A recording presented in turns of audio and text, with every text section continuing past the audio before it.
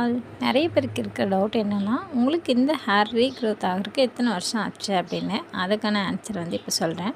2021 பார்த்திங்கன்னா என்னோடய ஹேர் இந்த நிலைமையாச்சு, எலி வால் மாதிரி.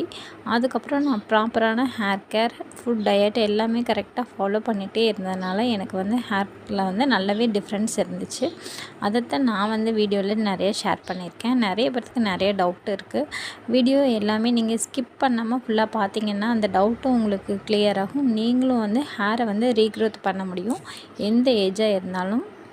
அது மட்டும் இல்லாமல் ப்ராப்பராக கன்சிஸ்டன்சியாக யூஸ் பண்ணணும். ஃபஸ்ட்டு கொஞ்ச நாள் யூஸ் பண்ணிவிட்டு அதுக்கப்புறம் விட்டுட்டிங்க அப்படின்னா வந்து ஹேர் ரீக்ரோத் ஆகாது. நார்மலாகவே நம்மளுக்கு வந்து ஹேர் க்ரோத் இருக்கும். அதை வந்து நம்ம பூஸ்டப் பண்ணி மெயின்டைன் பண்ணி கொண்டு வந்தோம் அப்படின்னா கண்டிப்பாக ரீக்ரோத் பண்ண முடியும். உங்களுக்கும் நம்பிக்கை இருந்துச்சுன்னா கண்டிப்பாக ட்ரை பண்ணி பாருங்கள். உங்களுக்கு இந்த வீடியோ பிடிச்சதுன்னா கண்டிப்பாக சப்ஸ்கிரைப் பண்ணி சப்போர்ட் பண்ணுங்கள். தேங்க்யூ.